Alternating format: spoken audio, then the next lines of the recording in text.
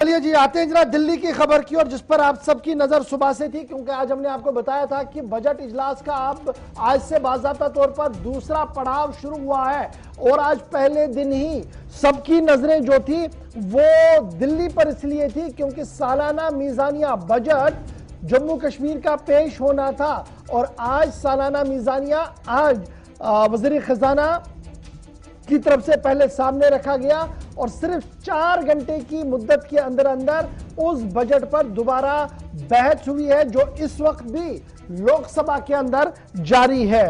साल 2022-23 के हवाले से जो बजट हमारे सामने आया है उसके मुताबिक 1,12,950 करोड़ रुपया कुल बजट का साइज बताया गया है। 1,12,950 करोड़ रुपया टोटल साइज है इसका। इस पर कैपिटल एक्सपेंचर जो होगा 31,335 करोड़ रुपया, रेवेन्यू एक्सपेंचर जो होगा 71,615 करोड़ रुपीस, और जब आप इसको और खंगालेंगे तो एक अच्छी खासी रकम जो है वो एक्सपेंचर का हिस्सा जो है वो दाखिला को चला गया है, होम डिपार्टमेंट को चलाएगा 9,587-88 करोड़ रुपया, 88 करोड़ रुपीस, 9,588 करोड़ रुपीस जो है वो पुलिस होम डिपार्टमेंट पर खर्च होगा। सबसे बड़ा बजट का हिस्सा जो है यहां पर चला गया है। कैपिटल एक्सपेंचर जब आप मोटा मोटा देखेंगे दैट इज 37%, रेवेन्यू कंपोनेंट जो आपका है दैट इज 63%, और रेवेन्यू में आपने सैलरियां देनी है, बाकी एस्टैब्लिशमेंट के काम करने हैं, तो इसलिए आपको ये कंपोनेंट यहाँ का फिगर जो है वो सबसे बड़ा दिखेगा। तीसरी बार लगातार निर्मला सीतारमण की तरफ से बजट पेश किया गया। आखिरी बार जम्मू कश्मीर जब स्टेट थी तो बजट पेश किया गया था हसी ड्राबू की तरफ से, उसके बाद रियासत रही नहीं, 2 हिस्सों में यूनियन टेरिटरी तब्दील हुई और आज तीसरा बजट था जिसे पेश किया गया लोकसभा के अंदर 1,12,950 करोड़ रुपए। हिज़्ब इख्तिलाफ ने हुकूमत की नाकिस कारकर्दगी पर सवाल उठाए और कहा कि 370 के बाद जो दावे के पेश किए गए थे वो दावे अभी तक सराब ही नजर आए। कांग्रेस के मनीष तिवारी से लेकर दीगर लीडरों ने जहां बजट के कदुखाल और बजट के अंदर खामियों पर बात की, वहीं पर हिज़्ब इख्तिदार के अरकान बीजेपी के लीडरों ने भी जमकर वजीर आजम और निर्मला सीतारमण समेत वजीर दाखिला अमित शाह की कसीदागोई करते हुए कहा कि बड़ी मुद्दत के बाद इस तरीके से जम्मू कश्मीर को चलाने की कोशिश की जा रही है जहां पर हर एक को एक ही आंख से देखा जा रहा है। पहले पार्लियामेंट के अंदर किस तरीके से बजट को एसेस किया जा रहा है, 2-3 रिएक्शन जरा जल्दी से दिखाइएगा। Sir, I rise to oppose this motion. If we look at Rule 205, Rule 205 says there shall, the word used is shall, be no discussion of the budget on the day on which is presented in the House. Mr. Chairperson, sir, that while Rule 388 provides for the suspension of rules on a motion moved by any of the members, my submission is that there are certain rules which form the basic structure of the rules of procedure for the conduct of business of this House and are therefore beyond the amending power of the House. Similarly, like certain features of the Constitution have been held by the Supreme Court in Keshav Nand Bharti's case to be beyond the amending power of Article 368, which applies to this House. Similarly, there are certain rules which are sacrosanct because the scrutiny of budgets is the primary responsibility of this House, and in the case of Jammu and Kashmir, which does not have an elected legislature, and this House substitutes itself for the legislature of Jammu and Kashmir, that duty becomes even far more compounded. So therefore, under those circumstances, my objections are twofold. My first objection is I want a ruling from the chair that whether Rule 205 is within the scope of amendment as proposed by Rule 388, or it is beyond the amending power because it constitutes the basic structure of these rules. Number two, my submission is, Mr. Chairperson, that the budget which the Honorable Finance Minister has presented, it is a serious document, it is an important document, we should be given time to study. वित्त मंत्री जी के इस प्रस्ताव के साथ सहमत हूं और इसके पक्ष में खड़ा हूं। महोदय, हम सब जानते हैं कि जम्मू कश्मीर में धारा 370 के रहते और धारा 370 की आड़ में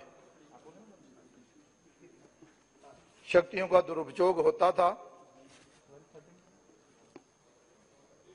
लोग, नौजवान नौकरी लेने के लिए सत्ताधारी मुखिया जो लोग रहते हैं उनके घरों के चक्कर काटते थे, रिश्वतखोरी का धंधा चलता था और लोग दर-बदर होते थे। जहां पर जो विकास के लिए पैसा जाता था वो विकास पर ना लगते हुए इन्हीं परिवारों के आंगन के विकास में लगता था और जो प्रोजेक्ट एक बार शुरू हो गया तो कई सालों तक वो प्रोजेक्ट जो है वो खत्म नहीं होते थे। लेकिन मैं महोदय बताना चाहता हूं कि आज नरेंद्र भाई मोदी देश के प्रधानमंत्री जी के नेतृत्व में और जम्मू कश्मीर के उपराज्यपाल मनोज सिन्हा जी के नेतृत्व में योग्यता के अनुसार रोजगार जो है वो प्रदान किया जा रहा है। जो पैसा विकास के लिए जाता है, जिस प्रोजेक्ट के लिए जाता है उसी प्रोजेक्ट पर लगता है। और यो चलते हैं आपको लोकसभा, जहां पर इस वक्त नेशनल कॉन्फ्रेंस के हसनैन मसूदी साहब बजट पर अपना रिएक्शन दे रहे हैं। इससे पहले डॉक्टर वजीर ममलिकत की तरफ से भी बात सामने रखी गई है और उन्होंने जहां 370 और 35A के बाद जो इक़दाम उठे हैं उन पर गुफ्तगू की है। CPIM के कुछ लीडरों की तरफ से बात रखी गई है। हसनैन मसूदी इस वक्त बोल रहे हैं, सीधे आपको लिए चलते हैं जी पार्लियामेंट। कॉन्स्टिट्यूशनली सस्पेक्ट लॉ को आप इंप्लीमेंट कर रहे हैं। आप आज की जो बजट की बात है, आपने रूल 205 सस्पेंड किया। 205 का तकाजा यह है कि जिस दिन आप बजट पेश करेंगे उसी दिन उस बजट पर बहस नहीं होगी, बल्कि मेंबरान को यह मौका दिया जाएगा कि वो बजट का जो भी कागजात हैं, जो भी मशमूलात हैं, जो इन्हें एनेक्शर्स हैं, उनको देख लें और फिर अपनी राय बनाएं। उसके 2 दिन का, 4 दिन का, 5 दिन का हमेशा 205 रूल का ये तकाजा है। लेकिन आज आपने यहां पर एक रेजोल्यूशन लाया कि हम 205 को सस्पेंड कर रहे हैं। उसका मतलब है 2 बजे हमें थमाए गए ये सारे कागजात 2 बजे हमें थमाए गए हाथ में और कहा कि बहस करो। तो क्या यही एक आईनी जो जमहूरियत है उसमें यही कुछ होता है? तो प्रैक्टिकली हमें डिप्राइव किया गया, मुझे और सारे मौजूद मेंबरान को डिप्राइव किया गया, जैसे मनीष तिवारी जी ने कहा और उसके बाद जो भी मौजूद मेंबरान है उन्होंने कहा, हमें डिप्राइव किया गया, महरूम किया गया इस हक से। मुमकिन है कई पहलू इस बजट के बड़े अच्छे हों, हम उसकी सराहना करें, लेकिन हमें उससे भी महरूम किया गया, मौका ही नहीं दिया गया कि हम इन सारे जो भी एस्टिमेट्स, ये भी स्पीच है और जो भी एनेक्शर्स हैं, इन एनेक्शर्स का जो भी एलोकेशंस इनका मुलाजा करके हम अपना पॉइंट बनाते। अब जनाब, जो 5 अगस्त के बाद जिन मामलों पर मार्केट किया गया 5 अगस्त के फैसलों को, कहा गया कि 370 35 से बाधा है और यही इसी से पनपती है जो सेपरेटिज्म है, इसी से लॉ एंड ऑर्डर की जो सिचुएशन है वो पनपती है। 5 अगस्त 2019 के बाद के आज तक के जो आंकड़े, जो ऑफिशियल स्टैटिस्टिक्स है, आप जरा उस पर नजर दौड़ाइए। जनाब, कोई 500 के करीब आर्म्ड एनकाउंटर्स हो गए और अभी इस साल की शुरुआत से अभी ये 2 महीनों में कोई 10-12 के करीब एनकाउंटर्स हुए। आप देखिए 500 के करीब जो अमवात हो गई, अभी भी सैकड़ों लोग जेलों में बंद है। हमारे नौजवान अंबेडकर नगर जेल में बंद है, आगरा में बंद है, तिहाड़ में बंद है। तो इसी को क्या आप नॉर्मलसी कहते हैं? आपने जो एक फेक नॉर्मलसी का एक इवेंट्स की आड़ में एक बनाया हुआ आपने एक नैरेटिव, उसकी कोई जमीनी सतह पर उसकी कोई बुनियाद ही नहीं है। इसी हफ्ते 3 सरपंच मारे गए। और देखिए, ये ताज्जुब की बात है, कहा यह जा रहा है कि इस सरपंच को, कुलगाम के सरपंच को हमने श्रीनगर में एक कमरा दिया था, ये वहां क्यों नहीं बैठा?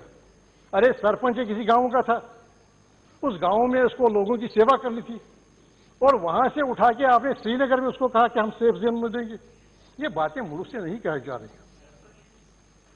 जो विलेज हेड था, जो पंचायत का सरबराह था, 3 को इसी हफ्ते आप देखिए कितनी अमवात हो गई, कितने सिक्योरिटी फोर्सेस की जानें चली गई। जान जहां जो भी चली जाए, जहां भी इंसानी जान तलब हो, वो तो दुख है। वो एक सिक्योरिटी फोर्स का नौजवान हो या कोई और नौजवान, लेकिन क्या ये थम रहा है? जो आपने मुल्क को भरोसा दिया, आपने और परेशानी की तरफ जम्मू कश्मीर को लिया। अब जनाब, आज आपने जो एक जुल्म सितम का होता है एक आखिरी हरबा, वो ये है कि 500 से करीब जो जवान इन 2 साल में मारे गए, उन 500 के करीब जवानों को आपने अपने गांवों में दफन नहीं होने दिया। राइट टू डिसेंट बरियल जो एक आईनी हक है, तकरीबन जिसने जो अपनी जान गंवाता है, उसका ये हक है कि उसको दफनाया जाए उसके इलाके में, ताकि उसकी बहन, उसका भाई, उसके वालिदैन उसका चेहरा देखें। चलिए जनाब, हसनैन मसूदी साहब को आप सुन रहे थे, वक्फे से आपको पूरी बात सुनाएंगे। आज लोकसभा में इस वक्त ये पूरा मामला चल रहा है जम्मू कश्मीर की बजट को लेकर। 370 से लेकर अभी तक के हालात कैसे रहे हैं, जिस दिन हटाया गया अभी तक क्या कुछ चला है, इस पर हिज़्ब इख्तिलाफ लगातार हमला कर रहा है जी सरकार पर, और सरकार की तरफ से डॉक्टर जितेंद्र सिंह और दीगर लीडर लोगों की तरफ से अभी तक भरपूर दिफा भी पार्लियामेंट के अंदर देखने को मिला है। मेरे साथ इस वक्त श्रीनगर से साबिक वजीर और अपनी पार्टी के सीनियर लीडर वाइस प्रेसिडेंट गुलाम हसन मीर साहब ज्वाइन कर चुके हैं। सुहेल काजमी साहब, मारूफ सहाफी मेरे साथ है। दोनों का बहुत बहुत शुक्रिया सर ज्वाइन करने के लिए। मीर साहब, पहले जरा आपके पास आऊंगा। बड़ा इंपॉर्टेंट दिन था आज और सबकी नजरें दिल्ली पर मरकूज थी, क्योंकि आप खुद वजीर रहे हैं, बजटिंग के नो हाउट्स को जान रहे हैं। जिस तरीके से हम ये देख पा रहे हैं, 1,12,950 करोड़ रुपए का लेआउट लगता बहुत बड़ा लेआउट है, लेकिन जब मैं हिज़्ब इख्तिलाफ की आंख से इसको देख रहा हूं तो वो कह रहे हैं जी जिगलरी ऑफ वर्ड्स, और ये एक्सपेंडिचर का खर्चा जो है वो देखिए कहां पर हो रहा है। दरअसल ये ब्यूरोक्रेटिक बजट है। आप इसको कैसे देखते हैं सियासी एंगल से? देखिए, पहले मेरा जो कमेंट आपको बजट के बारे में होगा, मैं समझता हूं इस बड़े जमहूरी मुल्क में जम्मू कश्मीर के लोग कितने बदकिस्मत हैं कि उनको अपने नुमाइंदे नहीं हैं कि वो अपनी बजट बनाते और अपना डेवलपमेंटल रोड मैप तैयार करते। ये रोड मैप ब्यूरोक्रेसी बनाती है और वहां दूसरे लोग जिनको ग्राउंड हालात का कोई पता नहीं, वो इसको अपनी मोहर लगा देते। ये पहला। दूसरा, जिस तरीके से आपने बताया, फिगर्स तो बहुत बड़े हैं, लेकिन इसमें जो रेवेन्यू एक्सपेंडिचर है 63% रेवेन्यू एक्सपेंडिचर है, तनख्वाहें हैं मुलाजिमीन की, वो तो करना ही करना है। लेकिन उसमें भी बदकिस्मती है, यहां पर जो हमारे एसपीओज हैं मामूली उजरत पे काम कर रहे हैं और they are sacrificing their lives for the country. उनके लिए तनख्वाह की बढ़ोतरी नहीं है, तो क्या कहें। इसी तरह जब हम डेवलपमेंट की बात करते हैं, बीजेपी की सरकार कमिटेड थी डेवलपमेंट के बारे में, लेकिन जब देख रहे हैं कैपिटल एक्सपेंडिचर के लिए जो फंड्स रखे हैं बहुत ही कम रखे। जब हम कैपिटल एक्सपेंडिचर और रेवेन्यू एक्सपेंडिचर को देखते हैं, रेवेन्यू एक्सपेंडिचर तो घट नहीं सकता, वो तो उसी तरह रहेगा, लेकिन कैपिटल एक्सपेंडिचर बढ़ाने की जरूरत है। जहां लास्ट ईयर का एक्सपेंडिचर ये कम दिखा रहे हैं, अगर आप ब्यूरोक्रेसी को अकाउंटेबल बनाएंगे, यहां आप देखेंगे कितने जिन्होंने आज से पहले काम एग्जीक्यूट किए हैं जी, लेकिन उनकी पेमेंट अभी तक नहीं हुई है। उनको पेमेंट देने की जरूरत है, उसकी तरफ तवज्जो देने की जरूरत है। लिहाजा कैपिटल एक्सपेंडिचर जो है वो नामुक्तफी है। यहाँ की जो बड़े प्रोजेक्ट्स हैं, मसलन टनल है, सिमथन पास की टनल है, करना का टनल है, पुनुष का टनल है, इन कानूनों की तरफ तवज्जो देने की जरूरत थी, इनकी तरफ कोई नहीं। यहां श्रीनगर में ऑल इंडिया मेडिकल इंस्टीट्यूट बनाना था, उसकी तरफ कोई तवज्जो नहीं। 60,000 कैजुअल लेबर काम कर रहे हैं लेकिन तनख्वाह के बगैर। बेगारी तो कब की यहां खत्म हुई है, लेकिन बेगारी अभी भी यहां चल रही है। उनको न रेगुलराइज किया जाता है, न उनकी तनख्वाहें दी जाती। ठीक है जी, सबसे बड़ा इशू मैं जो जम्मू कश्मीर का है, एक मिनट, जी, 1 पॉइंट जी। जम्मू कश्मीर का सबसे बड़ा इशू हमारा नौजवान जो अनएम्प्लॉयमेंट में फंसा हुआ है, जिसको कोई रोजगार के जराया नहीं।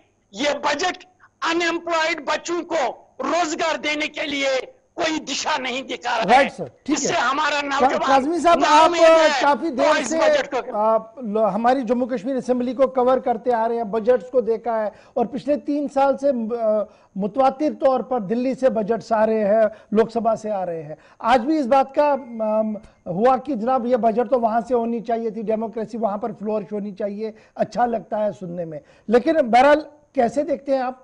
और ये जो फिगर्स की बात हो रही है जिसको लेकर हिज़्ब इख्तिलाफ ये करिए जनाब, फिगर तो बहुत अच्छा है जी, 1,12,950 करोड़ पे एक बड़ा अमाउंट लगता है। लेकिन मीर साहब भी जो बात बता रहे हैं कि आपका जनाब कैपिटल और रेवेन्यू एक्सपेंडिचर जो है वो खुद बता रहा है कि बजट कहां की ओर जा रहा है।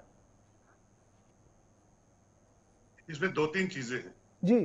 हसन वीर साहब ने जिन चीजों की तरफ इशारा किया वो भी जायज है, और वो भी हकीकत में बिना है, क्योंकि यहाँ इलेक्शंस नहीं है। होना तो ये चाहिए कि अपने लोग बजट बनाएं, ये वो। लेकिन अब ये थर्ड बजट है जो आज पार्लियामेंट में पेश हुआ अगस्त 5, 2019 के बाद।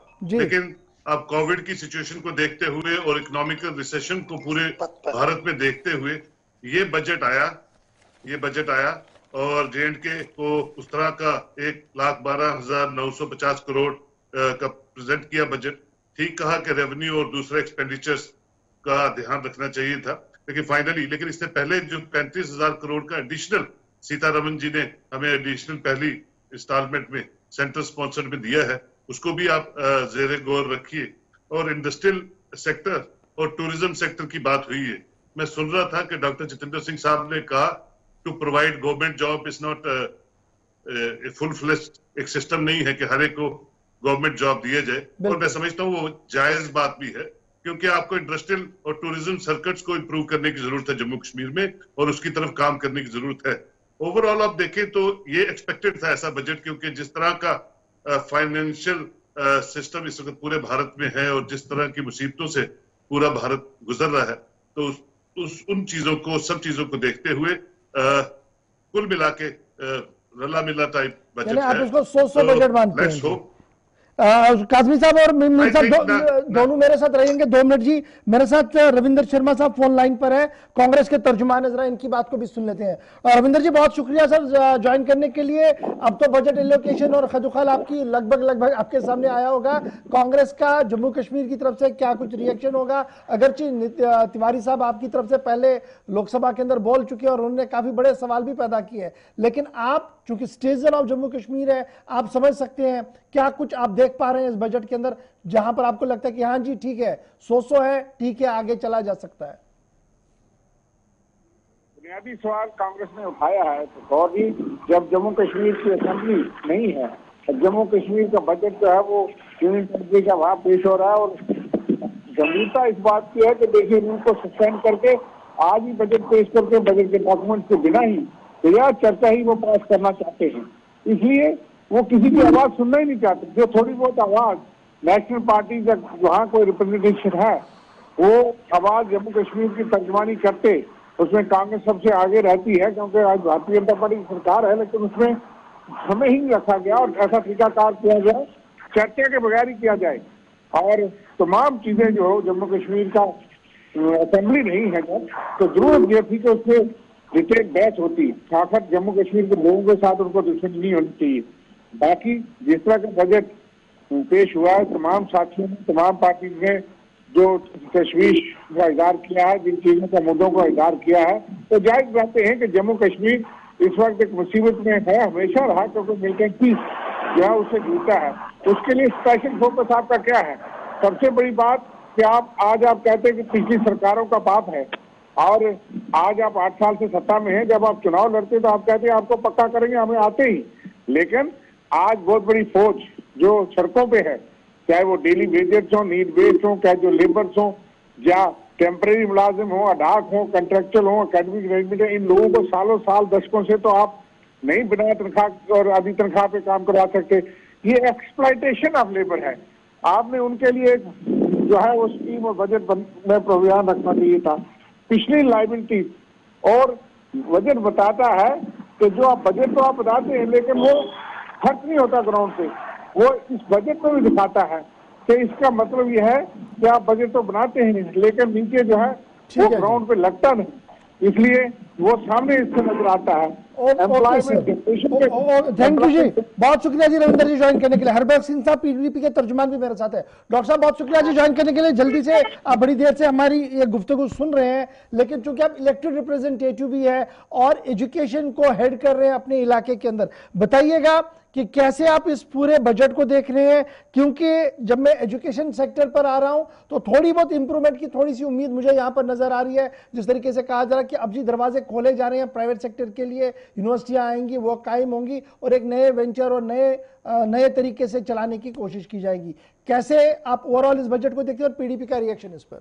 इशफाक साहब शुक्रिया, आपने मौका दिया इतने बड़े टॉपिक पे बात करने का। लेकिन वो कहते हैं ना खुदा ही मिला ना विसाल सनम, कि ये जो मैं देख रहा हूँ इस बजट के जो हाइलाइट्स हैं, इसमें ये एक्सपेंडिचर बजट है ना कि कैपिटल बजट।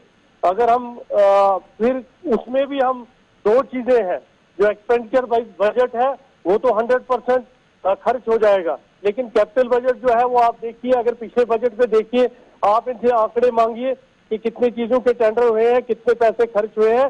तो ये जो कैपिटल बजट भी है ये भी सिर्फ कागजी बजट है, तो सिर्फ एक्सपेंडिचर बजट तक है। जैसे भी मैं अभी 2-3 साथियों को भी सुन रहा था, आज आप देखिए, आज डेलीवेजर रोड पे है, आज आंगनवाड़ी वर्कर रोड पे है, आज डेंटल सर्जन रोड पे है, आज बिजली डिपार्टमेंट के लोग, आप मुझे बोलिए, आज जनरल वो जो बटालियन बनाई बॉर्डर बटालियन, उनके बच्चे रोड पे है।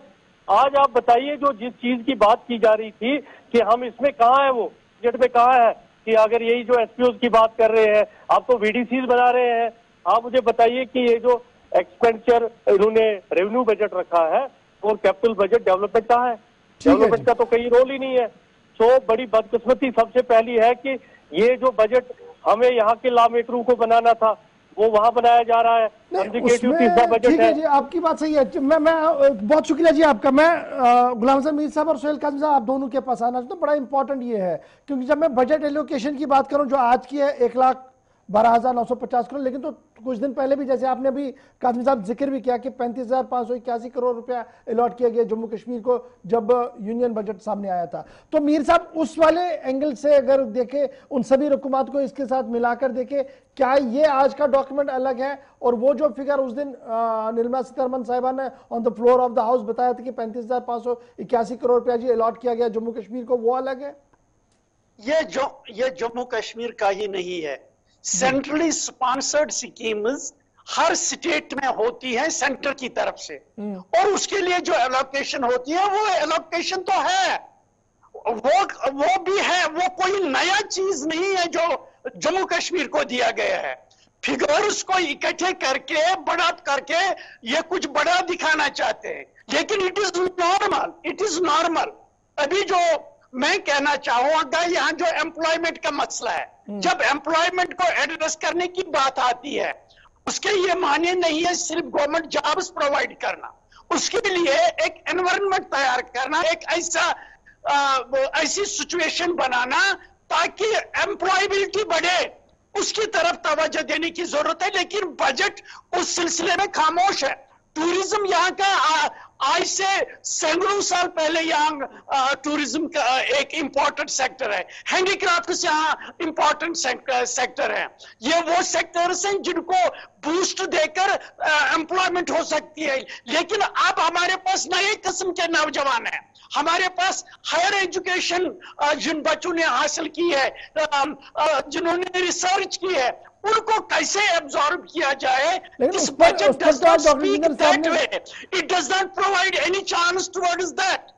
मीर साहब, लेकिन आज डॉक्टर जिंदर साहब तो on the floor of the house कहा गया कि सरकार जी ये पॉसिबल ही नहीं है कि कोई भी स्टेट हर एक आदमी को नौकरी दे, लेकिन हम रोजगार के लिए बड़े बड़े मुतमईन है जी, हम हालात ऐसे बना रहे हैं कि उनको रोजगार मिलेगा। देखिए मैं आपको बताऊं, ये आज की बात नहीं है, it is known every Tom Dick and Harry कि सरकार हर एक नौजवान को नौकरी नहीं दे सकती है, लेकिन ये सरकार की जिम्मेदारी है हर एक को रोजगार पहुंचाना और ऐसा माहौल पैदा करना कि कोई बेकार न रहे। दैट नेवर मीन्स कि सरकारी नौकरी, government can not skip its responsibility from the basics to provide the रोजगार टू एवरीबॉडी। ठीक है काजमी साहब, ये जो मीर साहब कह रहे हैं ना कि देखिए एक सांस में वो कह रहे हैं कि नहीं जी सरकार ने रोजगार तो देना पड़ेगा, हमें नहीं पता कैसे देना, आप अपनी जिम्मेदारी से बच नहीं सकते, लेकिन वहीं पर डॉक्टर जिंदर साहब के उसके भी एंडोर्स करें कि ये पॉसिबल नहीं है कि हर रोज को रोजगार दें। लेकिन अब जहां की ओर हम जा रहे हैं, मुझे तो आज ये लग रहा था कि इंडस्ट्री को लेकर जो रेवेन्यू एक्सपेंड, एक्सपोर्टर्स और जो हम फॉरेन डायरेक्ट इन्वेस्टमेंट की बातें करें उसकी रिफ्लेक्शन थोड़ी सी हो, लेकिन जितने पेज में खंगाल चुका हूं इसमें मुझे बहुत कम उसकी ओर नजर आया है। तो क्या मैं ये मानूं कि जो हम पिछले कई दिनों से सुनते आ रहे थे वो मरकजी बजट में कहीं नहीं है, क्योंकि अभी सारा हवा में है, अभी सिर्फ 1-to-1 हुआ है, ग्राउंड पर सिग्नेचर्स नहीं है, ग्राउंड पर भी एमओयू साइन नहीं हुआ। यही वजह है कि बजट ने उस पर उतना फोकस नहीं किया है फॉरेन डायरेक्ट इन्वेस्टमेंट और अदर चीज को लेकर। बिल्कुल ठीक कहते हैं आप। उम्मीदें तो इससे दुगनी थी, लेकिन फिर उम्मीदें रहेगी, क्योंकि बड़ी प्रॉब्लम्स है। फाइनेंशियल जो सेटअप हम देख रहे हैं पूरे इंडिया में, उसको हम एक तरह से हम इकोनॉमिकल रिसेशन पे हैं, और वहां यूक्रेन के साथ वहां भी जो है उसका असर इंडिया पे भी तो पड़ता ही है। और सारी चीजों को मद्देनजर रखते हुए जो उम्मीदें थी उन पे खरा बजट नहीं है, लेकिन बजट फाइनली आना है और फाइनली वो आ चुका। और ठीक कहते हैं कि एक फिजा बनाने की जरूरत है। मीर साहब देखेंगे 2-4 महीने बाद अक्टूबर नवंबर में जब भी इलेक्शंस होती हैं तो अगला बजट जो होगा, 4th बजट, वो स्टेट मिशनरी के तहत ही होगा। ये जो बड़ा झुंझुना होता है ना कि जनाब जब बजट स्टेट हो और दिल्ली में बजट हो तो जनाब एक बड़ी फ्री बीज की एक लाइन लगती है, यहां पर वो चीज मुझे नजर नहीं आई। आप ठीक कहते हैं, लेकिन यह कि ultimately the system is heading towards the normal atmosphere in Jammu and Kashmir. Delimitation की रिपोर्ट भी आज पब्लिक डोमेन में आ गई 40 दिनों के लिए, और मुझे लगता है उसमें हल्की फुल्की अमेंडमेंट्स भी हुई है। फाइनली जम्मू कश्मीर के लोग ही अपनी बजट के बारे में डिस्कस करेंगे। बिल्कुल ठीक है, ब्यूरोक्रेट्स वो उस तरह से फुल प्रूफ बजट या वो दर्द जम्मू कश्मीर का नहीं रख पाते हैं जो इलेक्टेड रिप्रेजेंटेटिव्स रखते हैं। बहुत बहुत शुक्रिया जी आप दोनों का मेरे साथ ज्वाइन करने के लिए, काजमी साहब और गुलाम हसन मीर साहब, इब्तिदाई रिएक्शन देने के लिए। क्योंकि अभी लोकसभा के अंदर लगातार इस पर बात चल रही है, अभी फारूक अब्दुल्ला साहब ने बोलना है और भी कुछ लीडर्स ने अपनी बात रखनी है। जो वो होता रहेगा वो हम आपको जरूर अपडेट करते रहेंगे।